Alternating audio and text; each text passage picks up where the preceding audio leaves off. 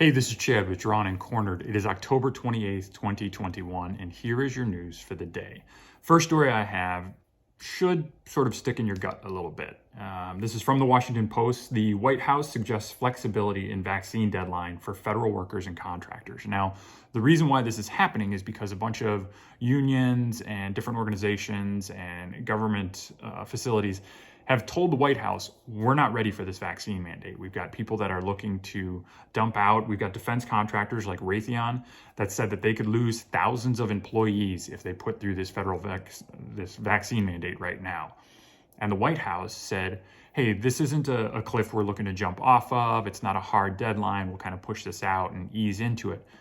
But I'll remind you, there has been no such flexibility shown on the OSHA guidelines for private businesses with more than 100 employees and their vaccine mandates. That has been thrust forward just as hard and just as much as Biden initially talked about it in September. There has been no talk about easing those requirements at all, which only further should show us that this isn't about the vaccine mandates or safety. This is simply about allowing government to have the control over what's going to be done here. This is a top-down authoritarian move.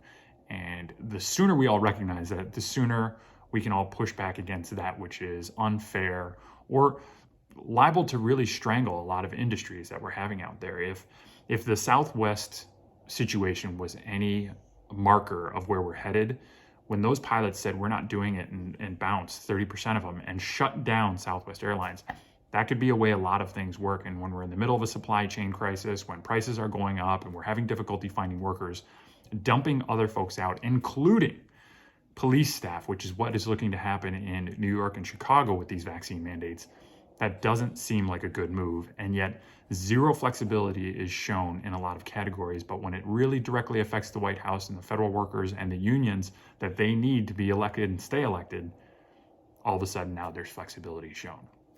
Keep that in mind as you hear these progress forward. Also in the news is Biden's plans to announce, this is also from the Washington Post, a new structure for the Build Back Better plan. He says he's gotten it down between 1.75 trillion and 1.9 trillion. A ton of things have been taken out of this. And I've seen a lot of the hubbub online about from Bernie Sanders, from Robert Reich, from Pramila Jayapal. A lot of progressives are really unhappy with this because there's a ton of things that have been taken out of this bill that they thought were standards. A lot of climate things have been removed from this bill, which is strange because this is as Joe Biden is stepping into the climate summit this weekend. He says he's going to release it today. He's going to talk to House Democrats and senators about the plan that he's got in place here, expects them essentially to put this plan forward. This is kind of a last-ditch effort to pull a little political clout into this process, though he has none. It seems as though Senator Manchin and Senator Sinema may have made enough of a stand here to actually get what they want. I'll be very curious to see if the progressives are willing to go along to make at least something happen as opposed to just holding this whole thing hostage. We have our deadline approaching, which was the 31st of October. Again, it's an arbitrary deadline. Again, Joe Biden seems to really stick on these arbitrary deadlines for better or for worse. We saw it in Afghanistan. We are about to see it here. We'll see what happens, but it's supposed to be announced today. He's supposed to have a discussion about it before he leaves for Europe with the American people. We'll see how that goes. As we step into the climate summit, this is the other thing that's very important. Apparently, China will not be sending its president Xi Jinping up there, or President Xi, excuse me, will not be sending President Xi up there. And there have been lots of articles written recently about China's impact in the climate game. And right now, China is the leading user of dirty coal, which is a major component of the climate issue. And we're talking like 3 times the usage of what the rest of the world outside of India and the US is using. So it's just massive. It's huge amounts compared to everybody else. US and India are a little bit above the rest of the world. The rest of the world is 3 times below China. So this is something that if you're going to have a climate deal, if it's going to be taken seriously, China has to be on board. They're not going to be on board because coal fuels their economy. They are trying to be competitive in this world.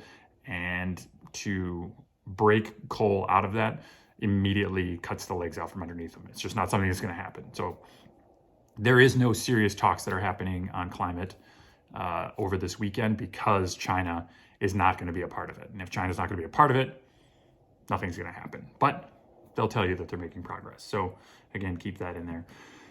The other story that I thought was a little bit interesting, and this kind of rolls on the heels of Joe Rogan and his horse dewormer ivermectin that he was prescribed by a human doctor, the whole blow up with CNN and Sanjay Gupta, where Sanjay Gupta came on Joe Rogan's podcast and essentially told Joe Rogan, yeah, my network calling this a horse dewormer when it was something that was prescribed for you by a doctor in a way that's been prescribed to billions of people around the world is disingenuous at best, an outright lie. Joe Rogan held him to that pretty hard.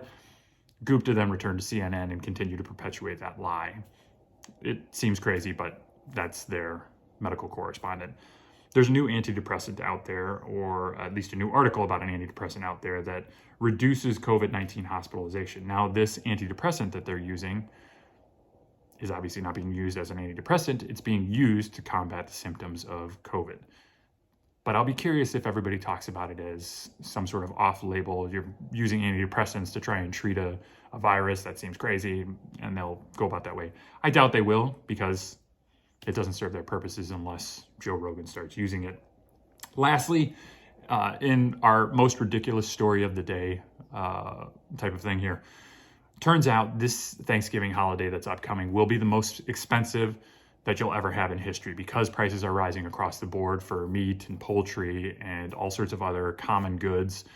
This Thanksgiving is going to be the most expensive you will ever put on. Now, doesn't seem like the biggest story out there and probably not even necessarily newsworthy, but it is newsworthy because the Biden administration over the 4th of July tried to tout the fact that their 4th of July was going to be 16 cents cheaper than last year. Never mind the fact that hot dogs were going up, mayo was going up, a bunch of other items that you would typically see at a 4th of July party.